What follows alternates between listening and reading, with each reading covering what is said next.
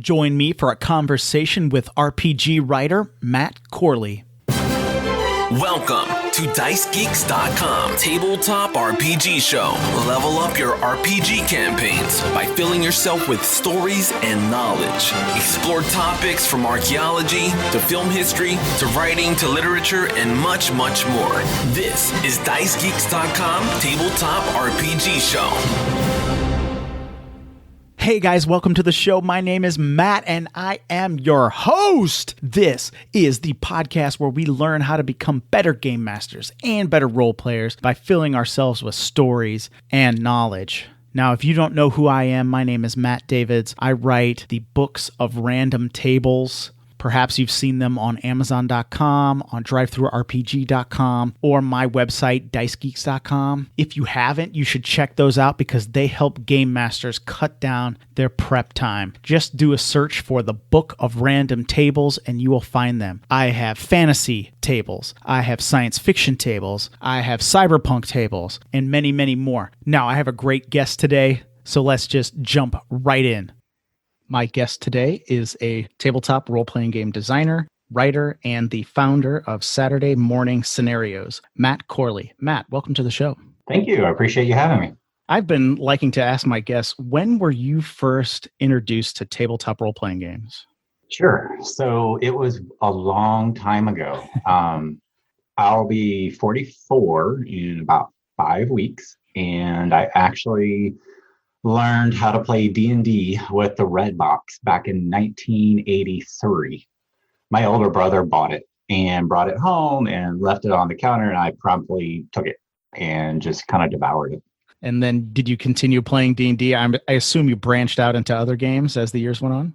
Yeah, you know what? I played on and off. You know, it's kind of, it's funny, depending on, you know, the folks listening. I think some people have kind of can't quite realize how hard it was to find other, even just nerds in general, back in the 80s and the 90s, pre-internet and all that stuff. So, you know, we played whatever we could get our hands on, and I did not get to play D&D super often, but I always read the books. You know, I all the box sets, D&D, AD&D, second edition, third and a half, and then kind of fell away for a while then. But during high school, especially, I was still playing a little bit of AD&D.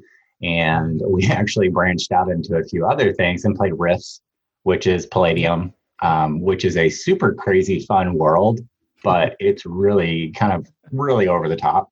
But it was really neat, and it definitely exposed me to something that other than D&D. And I think that's actually even when Vampire the Masquerade first came out. I remember buying that book, and Werewolf. Never got to play those. But I kind of collect them. So I on and off over the last 30 years or so. Yeah. I've had a lot of books that I've kind of read through and enjoyed. Yes, your point about, you know, in the 80s, finding people to play with is well taken, because I played the D&D the first time in 1982. Oh, wow. Yeah, when I was 9. And okay. And now we played a lot of, I guess it was basic or our own version. I don't know if how many rules we actually used. Trying to play AD&D was very difficult. It was very difficult to find a group. I have a few, you know, kind of treasured memories of a session here or there, but it was very difficult to get a group together to play AD&D. So nowadays with, you know, 5th edition and podcasts and actual play shows on Twitch and things, it's just almost unbelievable that you couldn't hardly find somebody to play Dungeons and Dragons with. But now, you know, with the way the things are now, that you can probably just find somebody almost anywhere. You can. I've played with folks from Australia, Europe, and I'm trying to think of where else. Obviously, like Canada, of course, too, and the US, of course. But yeah, people all over the world. Yeah. And actually, I think I was in 8th grade or something like that. I walked into a study hall and I saw another kid sitting there reading a Ravenloft book. Mm-hmm. And I just immediately just walk over, even though I don't even think we were supposed to be talking. I just walked over and I was like, "Do you play D&D?" And he's like, "Yeah." And like, he's still one of my friends, you know, because it was just like, that was just how rare it was to see somebody who was playing. It was. I mean, it really didn't change probably until 5 or 6 years ago. Yeah. I mean, honestly. Yeah. I think that's when, you know, a little bit after 5th edition and probably obviously, you know, Critical Role was a huge piece of that. I mean, gaming's been big for a long time in a way, but Critical Role took it to the next step, definitely.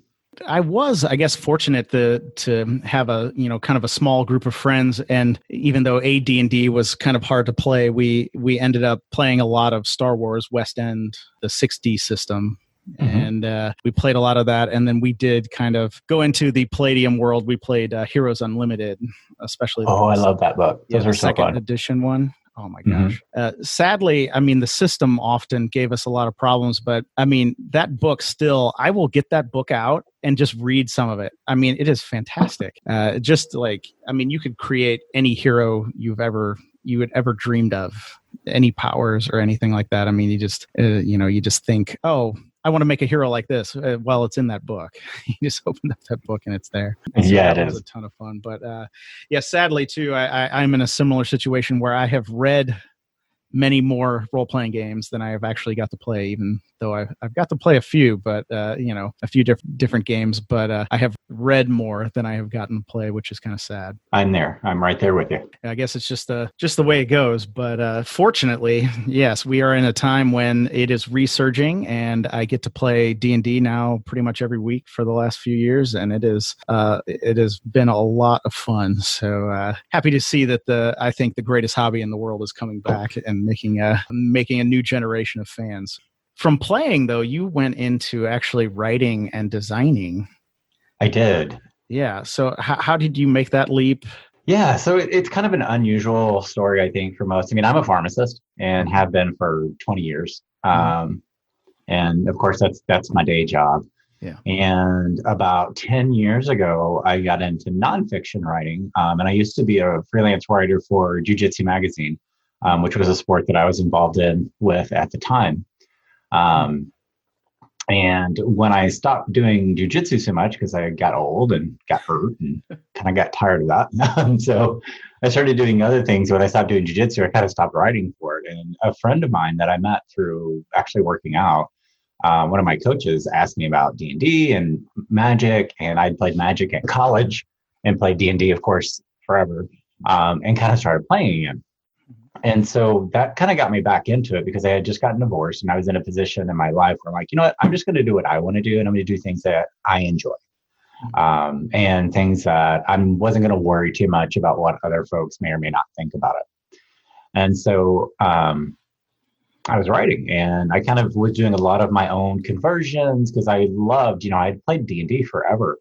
And I really liked all of the third edition, or, the 3.5 second edition stuff that was super old and hadn't been converted. And so I was just converting stuff on the fly for my friends. And I ended up emailing Cobalt Press and offering just to do like a couple characters for their website. And Scott Gable over there put me on their blog, and I had a couple of things. And when Scott and I were emailing back and forth, I mentioned to him that I was converting Tales of the Old Margrave for my group. And I just offered him, like, you know what, if you want, I can give my notes to you and you can throw it on the blog or something like that. And so a couple of weeks later, I got an email from him, and Wolfgang, the owner of Cobalt Press, wanted me to convert the book. And at first I didn't really understand what that meant. I'm like, oh, I can go ahead and convert the Hollow, which was the first one I was doing. And I got the contract, and the contract said the entire book. So my first professional RPG work, anyway, was actually going to be updating Tales of the Old Margrave from a 10-year-old Pathfinder book to what was a very successful Kickstarter last year for Cobalt Press, and a 5e book. So we went from about 90 pages of Pathfinder material to well over 200 of 5e. And within that process, I wrote most of the new content, except for the games that were attributed to other designers, of course. But I wrote all the updates and pulled for the design, and like 50 new creatures and all that stuff. And that just kind of exploded from there, and really, really got me involved in RPG writing. Wow. So I basically went from nothing to a hardback. Well, for Cobalt Press. Yeah, that's a way to get started, I guess. That's awesome. It is, and I tell people, if you have a chance to write for a blog or do something like that, do it. And you know what, if you have a pitch, send it. The worst you can do is not get picked up. And you know what, that's where you were without sending it. So you're really no worse off. And I agonized over the blog post that I sent to Scott that started me on this whole thing. And my girlfriend, she just said, you know what, I'm tired of hearing you complain about it. Just do it. So I did, and it kind of worked out. I guess so. Your advice then to somebody maybe who's been saying they've been wanting to write for role-playing games for years is just to go ahead and do it? You know what? I would go out there and give it a shot and try. You have so many options. First off, there are a lot of established publishers that do take freelance pitches. The best thing to do is to go on everybody's website and look at it. Most of them have a section on submissions. And maybe it's for a blog, maybe it's for a penny a word, maybe it's for nothing. And if it's something small like that, I think that's definitely reasonable to just kind of give it, to get them to know you and you to know them and to get your name out. And then, of course, there's always DM's Guild and there's Drive-Thru RPG, which I do a lot of stuff on as well.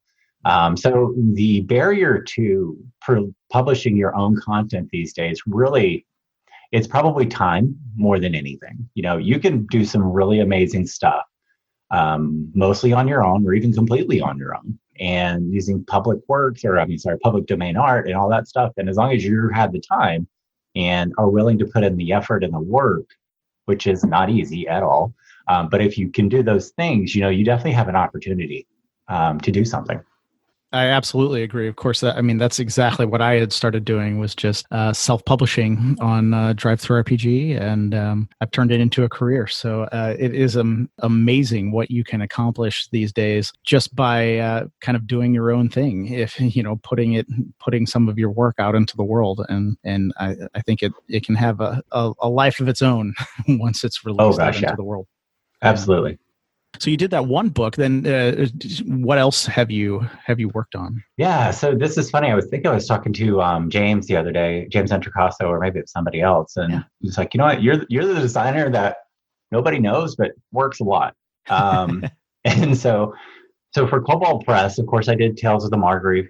I was the lead designer on that, and then wrote a lot of the new content and all of the design updates.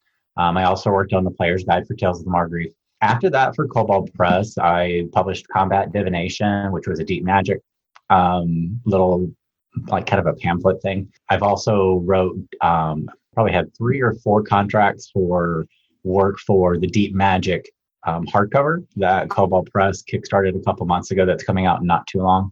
The other one is I also did, and this is kind of one that the next world book that Cobalt Press is releasing, I think it's the next one anyway, is one that I wrote about 15,000 words for. So I wrote a couple chapters for that one too. Mm-hmm. So all fairly big assignments that I did for them. And then probably the thing that keeps me the busiest, that again, not too many folks know about it because it hasn't really been released publicly too much yet. I work for Sandy Peterson. Sandy Peterson is the creator of Call of Cthulhu. Yeah. And for Sandy, I wrote Sandy's first 5th edition adventure path.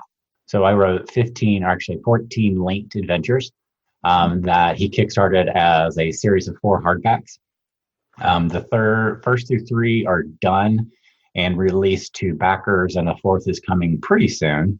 After that, I was the backup designer, kind of, they call it junior designer, but so I did all the design that the author didn't have and Sandy didn't have time for on the 2nd adventure path, which was another 14 adventures. And then back in January, I co-authored another one with Sandy, which was another adventure path. So the 3rd one, which again, another 14. So, these are 100,000 word books that I've been on. So yeah, I wrote, or my name is on 4 of Sandy's first 5 ebooks. Wow. As either the lead design co-author or as one of the backups for them. So Sandy keeps me super busy, and I do a lot for him. And I think that's the other thing, is it's interesting because folks see Tales of the Margrave last year, like, well, it kind of came out of nowhere. It's like, well, I was working on that for about a year before anybody saw it. And so that's this whole publishing, the timelines for publishing are really weird. they really are. It'll be kind of interesting to see what happens this year with Gen Con, actually. Because I'll have actually 3 or 4 books that in theory could be there. And so that's again what I do for Peterson Games. But, as you mentioned earlier, Saturday Morning Scenarios is actually a company that I own, that I run, that I publish under for books that I kind of just want to do on my own, or ones that didn't quite fit, for Sandy or Wolfgang or whomever.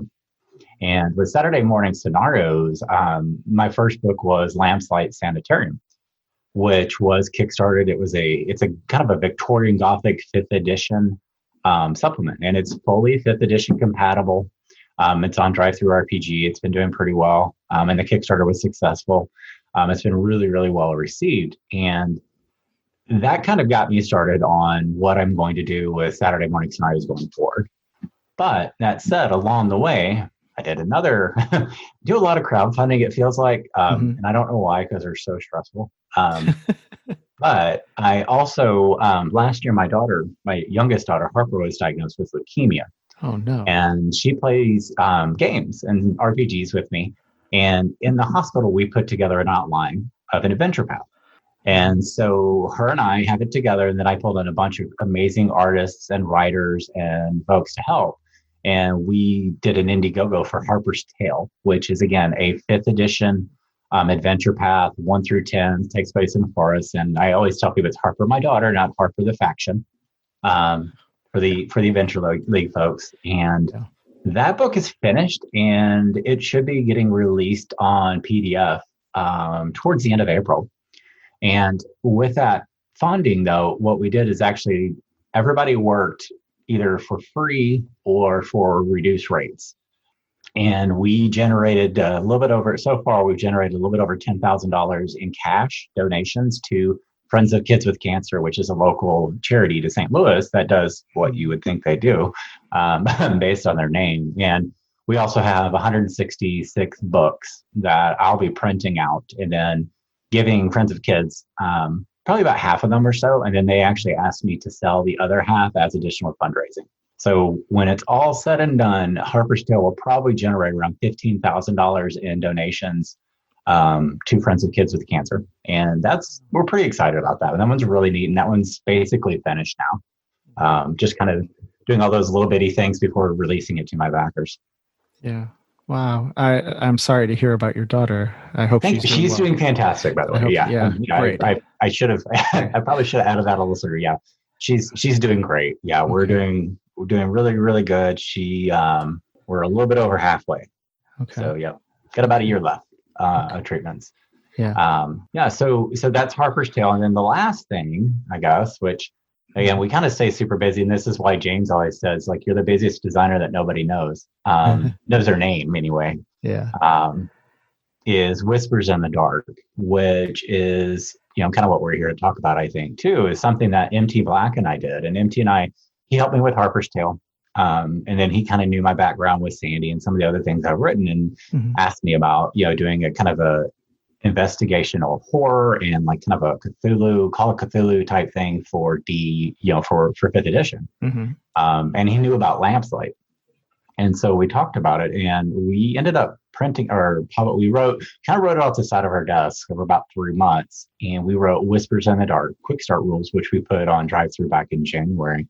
By the time this comes out, it hopefully will be a gold bestseller. It hit Electrum fast, like really, really fast. But Electrum to gold is a pretty big jump with drive-thru. And in it's actually a Gaslight era. So it's actually set, the adventure that's in Whispers is set in 1873 in New Orleans.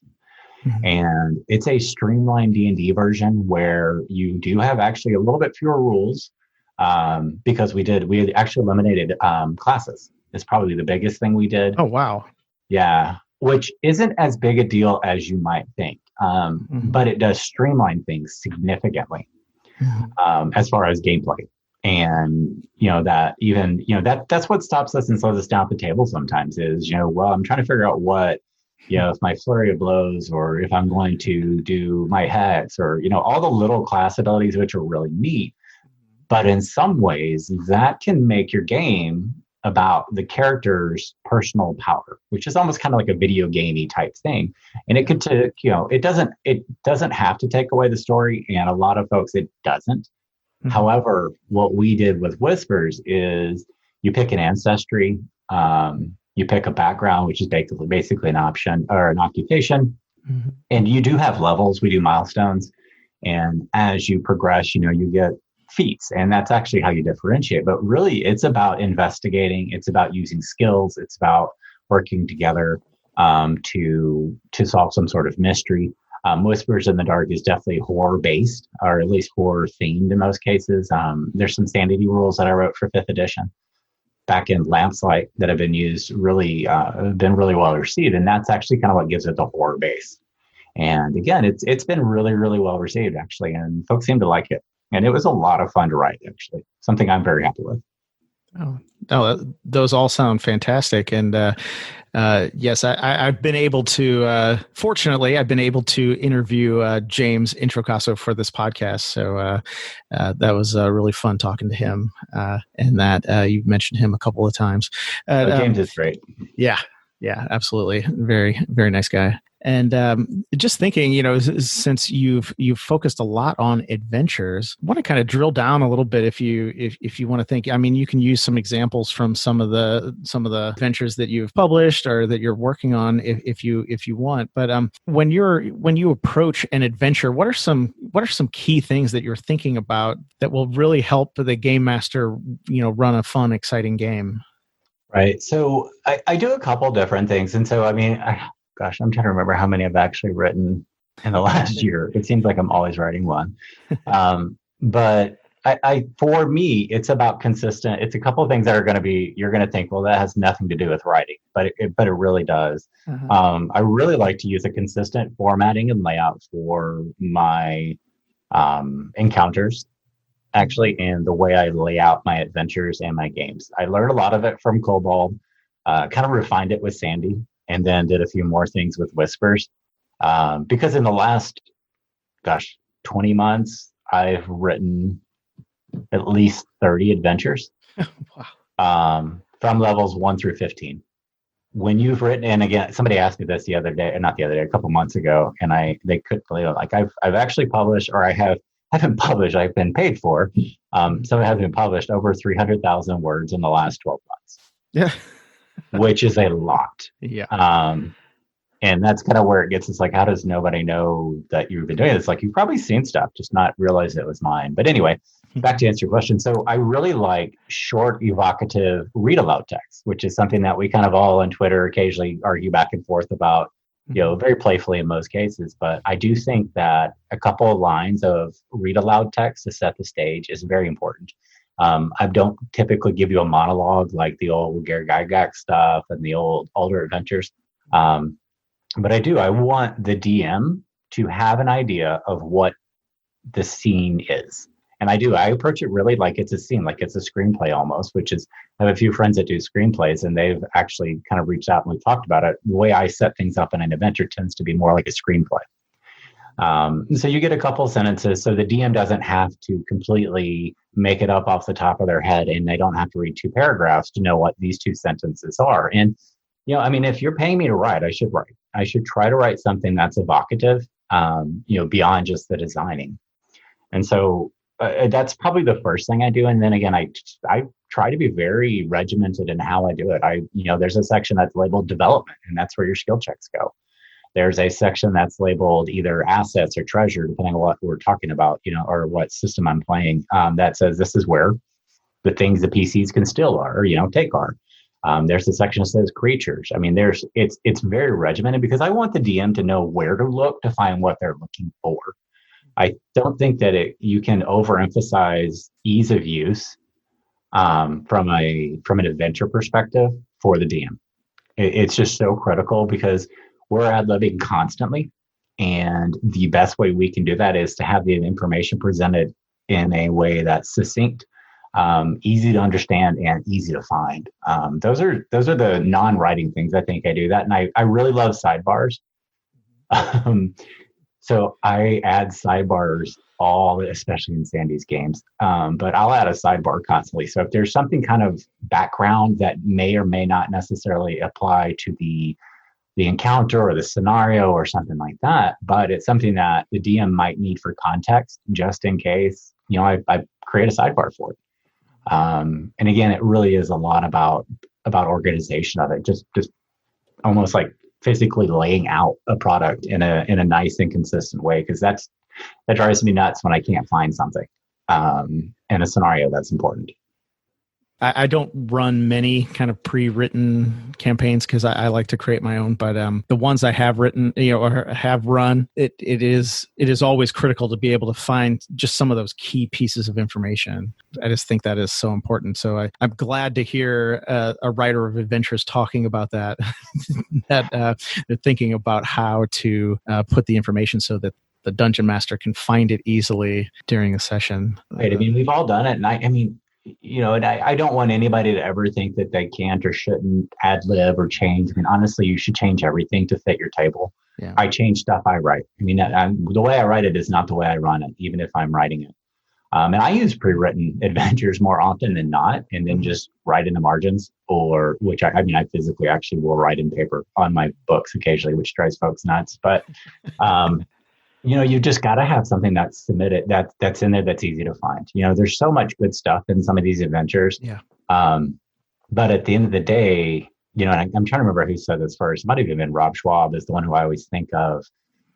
Rob has some fantastic, like Shadow of the Demon Lord and Punk Apocalyptic, I think is the name of the one right now. Yeah. Scenarios and adventures that are like 5 pages long, but then you'll look at other, especially older ones, and they're 20 and 30 pages. But you read it and it's like 15 pages of tiny writing backstory.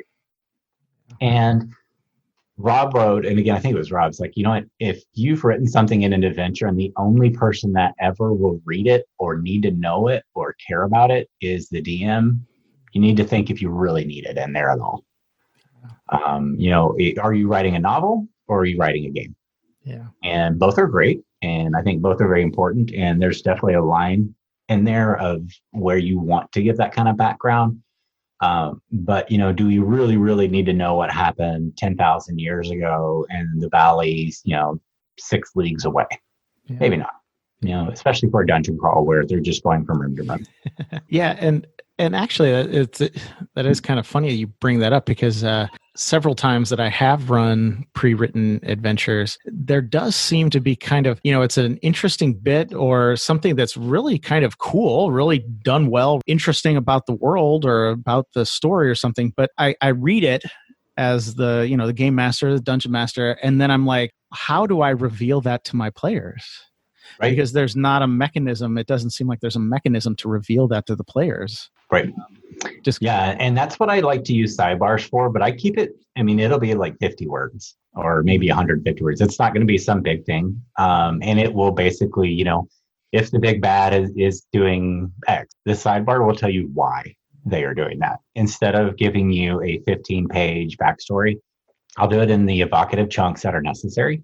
Mm-hmm. And it keeps the word count down, to be perfectly honest. I think it comes from, at least for some folks, I think it was an Adventure League that used to say that you needed what did they used to say? Like 1,000 or 2,000 words for an hour of play or something crazy like that. I don't even think I think it was even higher than that. Wow. You can write an hour of play in 200 words.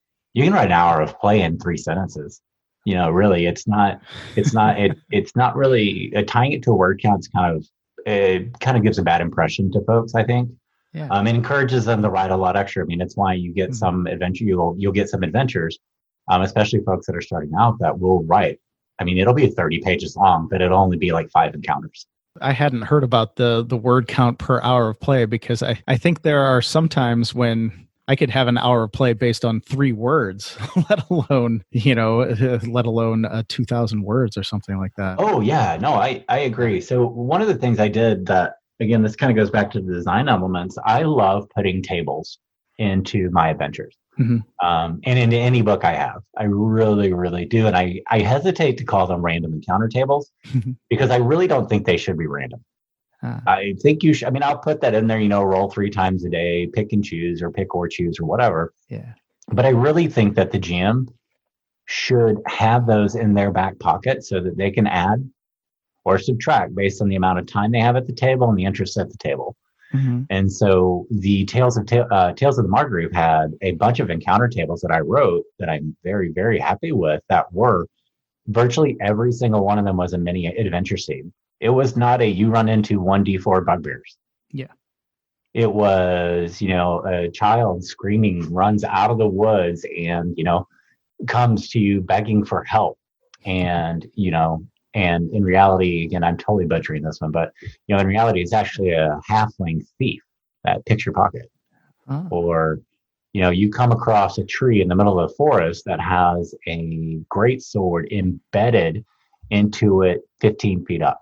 And that's it. And you just put period on it. You just kind of watch it and let the players play and let the players run your session for the next hour, because that will go all over the place. And I love doing those things. I think it's so much fun. And kind of gets back to, if I'm going to keep my word count pretty small and pretty tight, and I usually do, I also like to design games to be finished in one session, or at least they go to a plot point. It's a milestone leveling thing, which is what I always do too, is I want my games to be 3 to 4 hours long, or at least the sessions to be. And so I may write anywhere from 3 to 6, kind of encounters that you should get to. But depending on how the players are, maybe they'll miss a couple, maybe they'll go really fast, or maybe they'll go really slow. And an encounter, a table of encounters, lets you just throw something in. It's all right, well, we've been playing 3.5 hours. We want to go another 30 minutes. Here, I'll grab this this kind of unscheduled encounter. And I think that's great. And I think it adds a lot of flexibility to the DMs, which again, I really do try to write everything with the DM in mind and making it as easy as I possibly can for them. Because that's at the end of the day, when I want their job to be easy, because again, they've got a lot going on. I always want dungeon masters to feel like they can run a game and not to have anybody think, oh, I can't run a game tonight or something because I just have too much going on, or it's too much prep or something like that. I'm always that's one of the worst things I could ever hear in my life is to say, oh no, we're not going to have a session. I didn't have time to prepare this week or something like that. Right. That's why I actually wrote a little book, The No Prep Game Master, talking about some things that help really move game masters away from spending a lot of time prepping. No, that's interesting, because you were talking about the random encounters table. Maybe just a little bit, maybe what in your opinion makes an effective encounter? Well, again, I kind of look at it from the screen, kind of a screenplay thing. And if you're a screenwriter, I'm sorry, because I'm probably going to butcher this or skip parts of it. But... Just a little caveat. I studied screenwriting in college. So there you go. Oh, okay. So then keep me honest. So, again, so I will... I wasn't any good at it, but I studied it in college. So there you go. So I want to introduce the location. That's literally the first thing I do.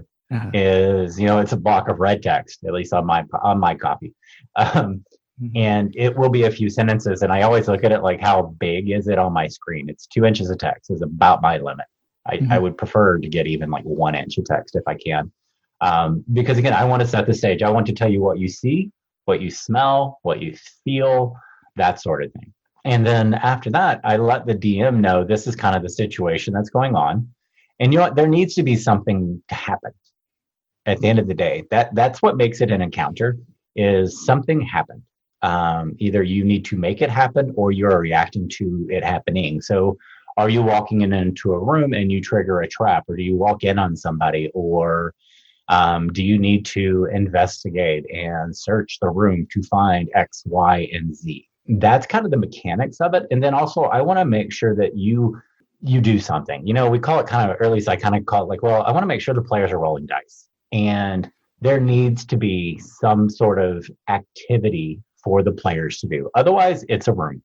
I can write, and I have written Lamplight, which was my sanitarium that I wrote. It had 89 rooms. I wrote every single one of them too. Every single room has a description and a map. Wow. But they're rooms. They're not encounters. They're not encounters until I add something to it. A person, a thing, an activity, a spell effect, just something. That's when it becomes an encounter.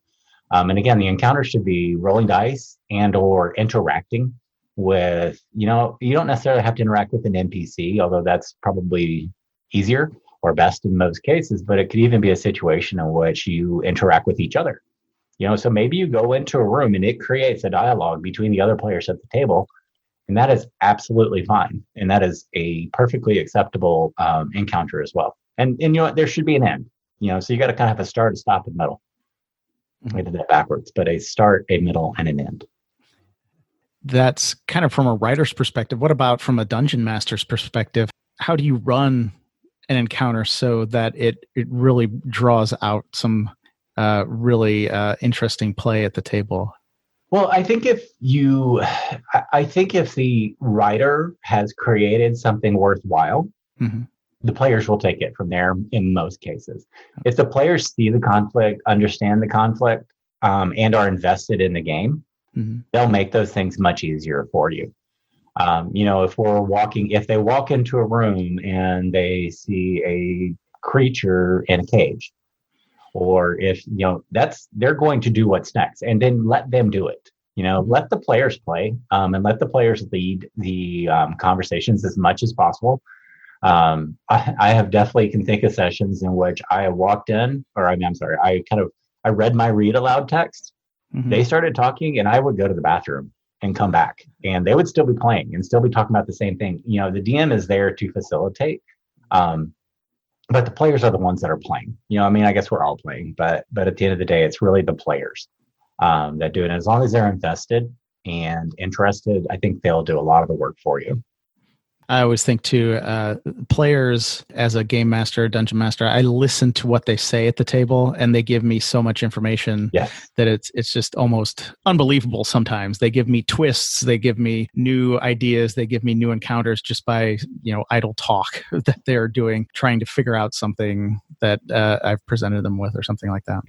Well, right. That's kind of exactly how at least the encounter tables that I tend to write are, and even some of the just kind of encounters that's what those two sentences are for me to give them. I'm gonna lob them a baseball and they can just knock it out, and I'm just gonna sit there and listen and let them do their thing, because like you said, they can give you so many ideas.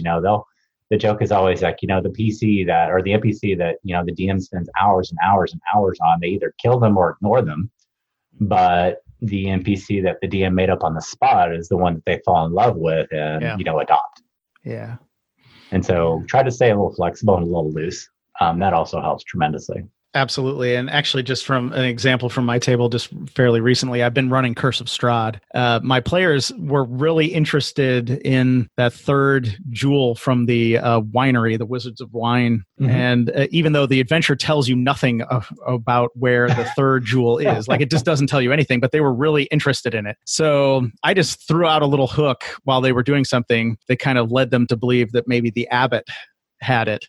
And one of my players, kind of when they were talking to each other, he just kind of said, I wonder if the gem is inside the flesh golem Vasilka, because the other gems we saw were animating the hut of Babalu Saga and stuff. And so I just took that and I ran with it. And so they went back to the abbot, and they have now learned that the jewel is inside of Vasilka. They left and are doing something else, but I've put them into a situation where now they're going to have to decide if they're going to dismantle Vasilka to get the gem or let her kind of go about her, let her continue to live. So I've put them in a situation all based on something, just an offhand remark I heard, at the table. Well, that's actually something. So Whispers in the Dark, we have a scenario in it called the Crowman. And for D&D folks, running a mystery or an investigation is different. There's just not, even when they are, even with the D&D games now, even when they say, when there is a mystery element or an investigational element, it's not the entire, it's just different. It's not quite the genre. D&D is pretty firmly heroic fantasy. Crowman and Whispers and then the new books too are really investigational horror. And so one of the things, again, with my sidebars that I like is I quite literally tell the DMs, like, you know what, listen to your players. And if they have a plan, an idea, or if they put together the clues in a way that is completely bizarre, but it makes a little bit of sense, or you just want to go with it, go with it.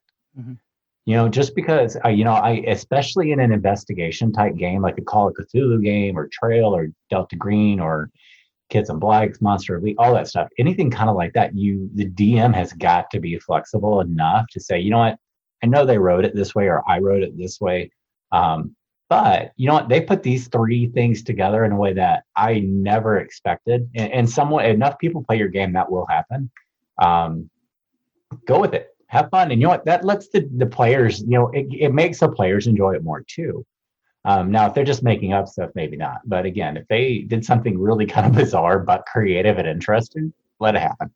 Yeah. And keep the game fun.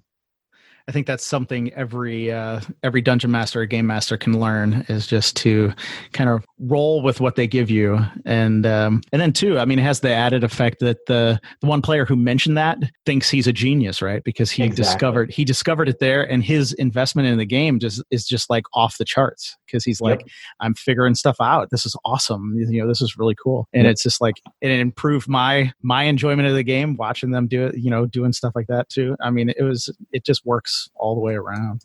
Maybe you could tell us some about, you just mentioned you have a new book. Maybe you could tell us a little bit about The Devil's City. Yeah, so I have a Kickstarter going right now. It's April 14th. We're going to be ending on April 29th at midnight. And the Kickstarter is, I'm trying to do probably maybe too many things at once. But it happens. That's how you learn, is you kind of make mistakes and you try not to repeat them too much. So The Devil's City is the name of the Kickstarter. It's also the name of the novella. And there's two books. There's The Devil's City, which is it is a fiction novella. It's kind of like a horror fiction, historical fiction too. And then the RPG book, or the RPG setting book, is called Horror in the Windy City. And the books go with Whispers in the Dark. And in the book, I wrote it with a lady, Sarah Tantlinger, Sarah won a Bram Stoker Award last year, which is kind of like the highest award really you can get in horror writing. And then, and she's actually we're going to find out this weekend. She might win another one this weekend because she got nominated again. Yeah, she's great. And so the two of us, we actually wrote a novella. It's about, like 15,000 words, about 80, 90 pages. And it's illustrated. And what it does is it introduces the reader to H.H. Holmes, who is America's first serial killer. If you're not familiar with him, give him a Google and look around, and you're going to be wondering why there isn't already a game about H.H. Holmes, like an RPG game. It's kind of fascinating. If at one point folks seem to think he actually might even be Jack the Ripper, because he kind of came to light, after Jack the Ripper kind of disappeared. And so in the book, though, in the novella, so Holmes kind of identifies and stalks and captures 5 victims. And this novella tells the story of each one in chapters. So, each victim or each person gets their own chapter. And then the end of it ends with kind of Holmes doing his thing with them. And the book ends. Well, where the book ends is actually where the campaign for Horror in the Windy City starts. And kind of before I get to the campaign, Horror in the Windy City, though, it's a source book for Chicago from 1850 to 1899. Think about those old great, Vampire had some great, like Chicago by Night. Call of Cthulhu had a great Chicago book. And there's a lot of other non-D&D games that actually used to create these wonderful city books. And then the book is about half city setting kind of background material, and the other half is adventures and scenarios. And that's kind of the format I used. And so after the novella, you've learned and you've met and you've gotten a lot of background, and you've kind of got vested in these 5 people that Holmes has captured. And the scenarios, or the campaign that you have the opportunity to do you can do one of 2 things, or you could actually even do both. And so you can take the place, or your characters, your players can actually use pre-gens that are from the novella. And you wake up essentially in the basement of the murder castle, which is Holmes's hotel, and you need to escape. And so you have that opportunity to you've been captured and now you get to escape and, defend yourself, potentially bring him to justice and kind of explore this horrific site. And kind of slight tangent, the horror or the murder castle is actually a thing that existed. This is not something I made up. H.H. Holmes actually did have a hotel in Chicago and Inglewood. It took up a full block, and the hotel was incredibly bizarrely made. And there's a lot of speculation that it is actually how he captured and killed a lot of his victims. And so that's your first kind of one aspect of it. But you can also do something which would be a little different and instead of playing one of the folks that have been captured, you can actually play a hero and someone who cares about that person or someone that's connected to them in some way, shape, or form. And you need to learn what Holmes is doing, where he's doing it, and where your friend is. And so you kind of have these two versions of it. One is you're kind of going from the bottom trying to get out, and the other one is you're outside trying to get in and rescue them. And so you kind of use, for the DM, you've got there'll be a lot of overlap because a fair amount of it will be in the murder castle, of course, but for the DM, you've got a lot of the same areas and you've got the same prep work, I guess. So the prep work's actually going to be relatively simple for a DM, but for the player, you're approaching it from two completely different standpoints. And you can even play it simultaneously by going back and forth. One session you're Paul and you're in the basement trying to get out. And on the other session, you're a Pinkerton trying to bring Holmes to justice for tax evasion. There's a lot of different adventure hubs too. So it's kind of a neat idea. And I hope I didn't do too much with it at once because it is kind of, it's a little out there and it's a little different, especially for D&D. But I think it gives players and DMs a chance to do something they've never really been able to do with 5th edition. I take it you did a ton of research on 19th century Chicago. Yes. So Sarah's book that she won the Bram Stoker Award for is actually a poetry book based on H.H. Holmes. Oh, wow. So she's kind of was an expert already. And the rest of us did our own research. And we also all read The Devil in the White City, which is a nonfiction book, which is a fantastic book that really takes place or really covers Chicago during the World's Fair, which is 1893. Wow. All of the writers did an incredible amount of research. And I think that's the other thing I did is this is the one where, the Kickstarter goal is like, I know it's $12,000, which in some ways sounds like a lot. In other ways, it doesn't. I approach this actually as a publisher. And I have brought on a lot of professional writers and artists, of course, to do this. This isn't, me just writing it by myself, which I've done. I have, 2 screenwriters from Hollywood. I have Chris Tallman and Matt Young. I also have Kat Evans. I have Celeste Konowich. Kat's at Werewolf and Altered Carbon. Celeste is a DM's Guild adept. I also have Grant Ellis, Grant's done a lot of stuff that people don't realize, I think, for Pale Grain and all sorts of other folks, and Monty Cook and others. So, we have a very, very high quality writers. And then the art, of course, the arts are great too. And I pulled in a bunch of artists from like the kind of the horror side of things. So you're going to get pictures and you're going to get art that is not something you've probably ever seen in a book from a D&D book. And in some cases, something you've never seen in an RPG book, because most of my artists are like, I've never done RPGs. What am I doing? And art's art. So it's just really fun to see them and bring them into a new audience and give them kind of something new to stretch their wings on. Oh, well, that sounds great. That is an incredible team of writers. They're they're really, really good. I'm super happy and impressed that I was able to get them. Everybody was very, very excited to work onto it. I didn't have anybody say, maybe later. Everybody was jumping to go do it. That's cool. And the artist, I've got one of the guys that I have doing the art is Francois Vaillancourt. Francois just finished a book for Stephen King. He redid an illustrated version of the revival. So it's not, again, it's not folks that just kind of random folks, and Daniel Serra is a Spanish artist. Daniel, he's won many awards for his covers. Sam Araya just won an award for one of his covers. So it really is a star-studded cast. For the cliche to be, and it's always been important to me to as a third party publisher for folks to look at my books. And from a quality perspective and art perspective, I want my books to stand up to any book from anybody. Wizards of the Coast, Chaosium, Peterson Games, Cobalt Press, Pale Green Press, anybody, Delta Green, Art Dreaming.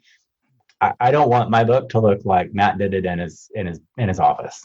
I want it to look like, a big company did it. And so far we've been very successful with that. And I think that's, again, it kind of is a testament to the amount of effort that everybody that helps me has done.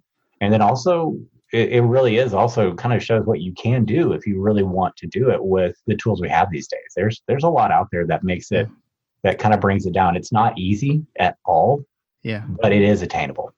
I just happened to be wondering just a little bit. I'm kind of thinking the Great Fire wasn't an accident, was it? It doesn't have to be. Yeah. So 1871. I actually released a piece of art for that. You'll have to look it up later. I'll try to remember to tag you. Okay. So what we did with the Chicago book, the setting book, and Chris Tallman wrote that. And Chris, so if you have kids, you might know Chris better as Thunderman. Chris is on Nickelodeon. My kids have been watching Chris for like 5 years. He's also on Nerd Poker. He's a fantastically talented writer and screenwriter as well. And he typically does comedy, which is really interesting because what he's doing for me is it's not comedy. It's not super dark or anything either, but it's really interesting. So anyway, so we actually are going to do potentially a scenario, and at the very least, a scenario hook on what really happened and what really caused the Great Conflagration of 1871. And the art piece kind of gives away our current thought process. But again, I think everybody should give that one a look. It's Chicago history is absolutely fascinating. You don't have to do much to make it weird at all. You really, really don't. Well, I guess, Matt, where can people find out more about you, and where can they grab some of your awesome adventures? Yeah, so probably the best place to find me is at Twitter. I'm on there all the time. I'm at Matthew D. Corley. And again, I'm on there a lot. I'm also on Drive-Thru RPGs, where I sell most of my books right now. You can find me, again, just search Matt Corley. You'll find me, or Saturday Morning Scenarios, and find me there. Right now I have Lamplight Sanitarium, which is 5e. I have a little pay what you want version of it, which gives the sanity rules just so folks can see it, and a couple of NPCs and some items just to kind of surprise and scare your players with. Harper's Tale will be on Drive-Thru in May, maybe June at the latest. And right now we're finishing up with The Devil City and Horror in the Windy City with the Kickstarter afterwards. Those should be done in October, actually. And they'll be at Drive-Thru again, of course. And definitely keep up with me on Twitter, because I've talked to a couple of friends of mine, and what I've done with 2020 is I'm working with Sandy, of course, like always, but I'm kind of focusing really on Whispers in the Dark. And MT and I are both producing content for it independently and together. It's very important for us for this book and this setting to be supported. So keep up with both of us, and you'll see a lot of books. I've got, again, a novella and a hardcover coming out soon. And I have one, maybe two more Kickstarters by the end of the year, if I'm willing to do that to myself. There will be a core book. We're going to bring it up to modern age, so up to 2020. There will be another city book. And then next year, we'll start exploring a whole new campaign setting again, which is still Whispers. And we're going to stay really busy. I'm really excited about it, and really hopeful that we're able to kind of make something of it. That's awesome. And I will provide links to your Twitter and to your books in the show notes for this episode at dicegeeks.com. So anybody who's listening can head over to dicegeeks.com and check out the links that I will put in the show notes, so they will be able to find your books and see you on Twitter as well. So Matt, just thank you so much for coming on the show today. Thank you. I had a blast. All right, there you have it, guys. I really hope you enjoyed this interview with Matt Corley today. As I mentioned, I have included links to his website and to some of his adventures and role-playing games that he has worked on in the show notes for this episode at dicegeeks.com. So if you just head over there, check out the show notes, you will find out what Matt has been up to. And let me tell you guys, it's some incredible stuff, okay? Now, it is my privilege to bring you an awesome guest like Matt every Wednesday. If you want to help out the show in some way, you can subscribe, you can leave a review, or you can support the show financially through patreon.com. If you just head over to patreon.com/dicegeeks, you could check out some different levels and that I have there and see if it is right for you to support the show financially. That would mean the world to me, guys. Now, if you want something for free, you can head over to dicegeeks.com/free. You'll get 10 free dungeon maps. Plus, you'll never miss an episode of this show. And each and every Friday, you will get a little update on what I am working on. So you will always be in the loop. Now, guys, I thank you so much for listening. And until next time, keep gaming.